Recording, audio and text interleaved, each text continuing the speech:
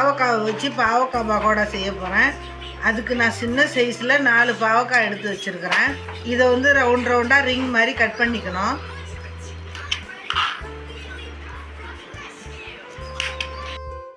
நல்லா மெலிசாக கட் பண்ணிக்கோங்க, அப்போ தான் பகோடா கிறிஸ்பியாக இருக்கும். கட் பண்ணிவிட்டு விதையெல்லாம் எடுத்துருங்க. இதை மாதிரி ரிங் மாதிரி எடுத்து வச்சுருங்க.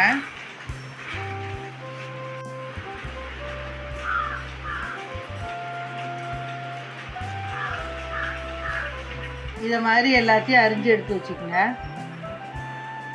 இப்போ அடுப்பில் ஒரு கடாய் போட்டு கொஞ்சமாக தண்ணி ஊற்றிக்குங்க. இந்த பாவக்காவை இந்த தண்ணியில் போட்டு 5 நிமிஷம் வேக வச்சு எடுத்துக்க போகிறோம். இது கூடவே கொஞ்சமாக உப்பு போட்டு வேக வச்சுக்கோங்க. தேவைப்பட்டால் நம்ம அப்புறமா சேர்த்துக்கலாம். இது கிண்டி விட்டு 5 நிமிஷம் வேக வச்சுக்கோங்க.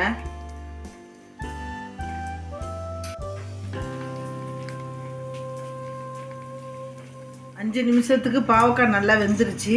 ஃபில்டர் பண்ணி எடுத்து வச்சிடலாம்.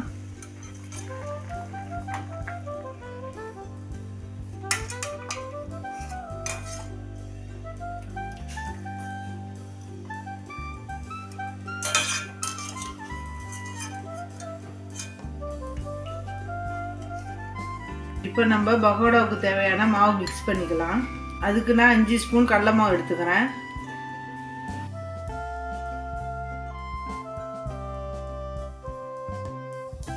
கூடவே 3 ஸ்பூன் அரிசி மாவு போட்டுக்கலாம்.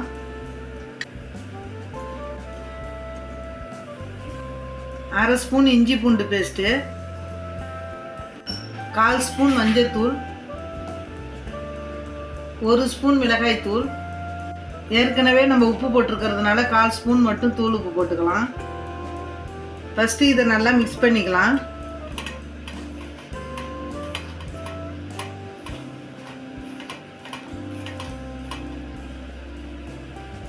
இப்போ நம்ம அவிச்சு வச்சிருக்கிற பாவக்காவை இந்த மாவில் போட்டு பெசரிக்கலாம்.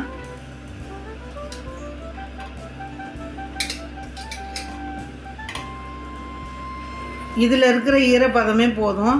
தேவைப்பட்டால் மட்டும் கொஞ்சம் தண்ணி தெளிச்சுக்கலாம்.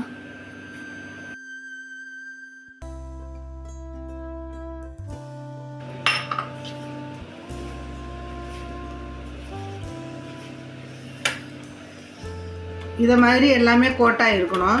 அந்த மாதிரி மிக்ஸ் பண்ணி வச்சுக்கோங்க. அடுத்தது அடுப்பில் பொரிக்கிறதுக்கு தேவையான எண்ணெயை ஹீட் பண்ணிக்கலாம். எண்ணெய் சூடானது இந்த பாவக்காவை எண்ணெயில் போட்டு பொரித்து எடுத்துக்கணும். இப்படி ஒன்று ஒன்றா போடுங்க, அப்போ தான் ஒட்டாது.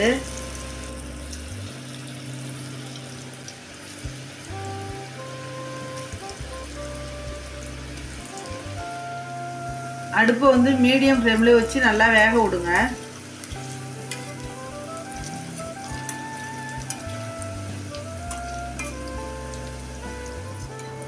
இப்போ பார்த்தீங்கன்னா சூப்பராக வெந்துருச்சு.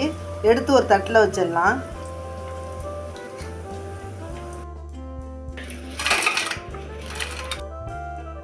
இதே மாதிரி மீதம் உள்ள பாவக்காவையும் வறுத்து எடுத்துக்கணும். கடைசியாக வாசனைக்காக இதிலே கொஞ்சம் கருவேப்பிலையை போட்டு பொரித்து எடுத்துக்கிறேன். இந்த பாவக்காய் பகோடாவை ஸ்நாக்ஸாகவும் சாப்பிட்லாம், சாதத்தில் வச்சும் சாப்பிட்லாம். ரொம்ப நல்லாயிருக்கும்.